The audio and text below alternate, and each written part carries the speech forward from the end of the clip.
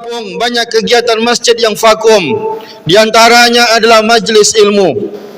Dan hari ini sebagian pengurus masjid sudah bersungguh-sungguh menghubungi para ustaz untuk menjadualkan majlis taklim secara rutin di masjid-masjid mereka.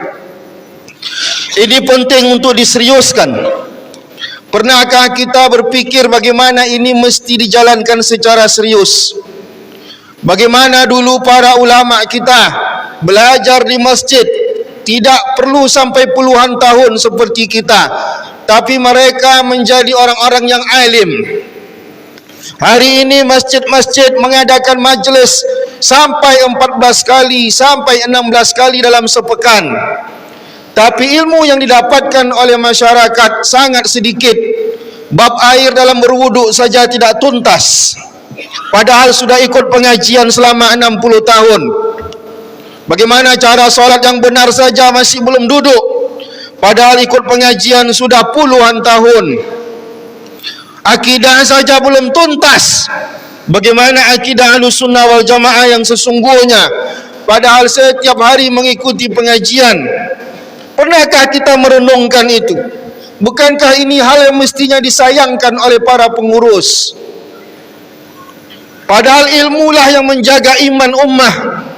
Sebagaimana Allah katakan, innama yakhshallahu min ibadihil ulama. Yang takut, benar-benar takut kepada Allah adalah ulama.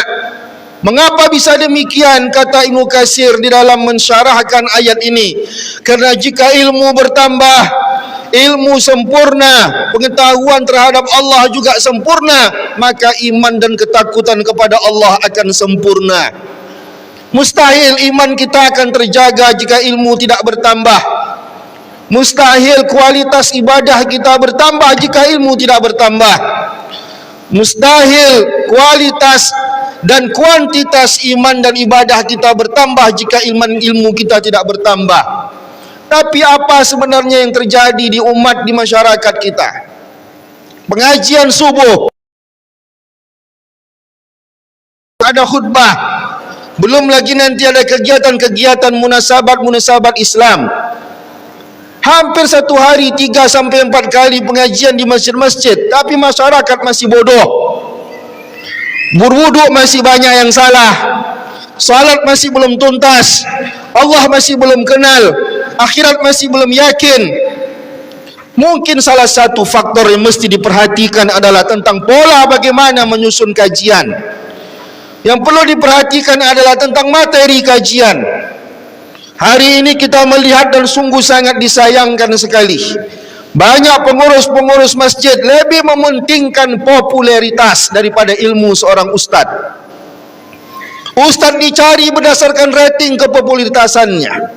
Inna lillahi wa inna ilaihi raji'un. Masjid-masjid besar mencari penceramah-penceramah, standarnya bukan lagi ilmu pengetahuan. Standarnya bukan dari mana sang ustaz belajar. Standarnya bukan apa ilmu yang dikuasai oleh sang ustaz. Standarnya bukan lagi kurikulum ajaran Islam yang sudah diajarkan oleh Rasulullah sallallahu alaihi wasallam dalam hadis Jibril. Standarnya adalah popularitas. Dan nauzubillah dan inna lillahi wa inna ilaihi raji'un, banyak pengurus masjid yang mencari ustaz yang lucu dan melawak.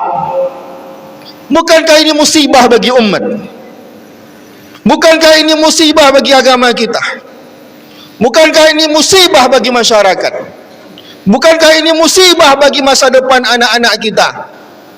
Kalaulah memang ingin pelawak yang dihadirkan, hadirkanlah pelawak. Kalau ingin lucu-lucuan, ada tempatnya. Tapi pengajian yang rutin mesti diatur secara serius. Diatur dengan serius. Ustaz-ustaz yang dipanggil jangan lagi dasarnya adalah popularitas. Jika ingin ngaji, ngajilah dengan benar. Bukan retorika sang ustaz yang dijadikan standar utama, tapi ilmunya dapat dipertanggungjawabkan atau tidak. Apakah dia Ahlussunnah wal Jamaah atau tidak? Dari mana dia belajar? Bukankah Islam mengajarkan ilmu itu tu'khazu min afwahir rijal? Ilmu itu diambil dari mulut seseorang. Banyak ustaz-ustaz yang belajar secara otodidak, lalu itu dijadikan panutan. Inilah musibah dalam agama kita.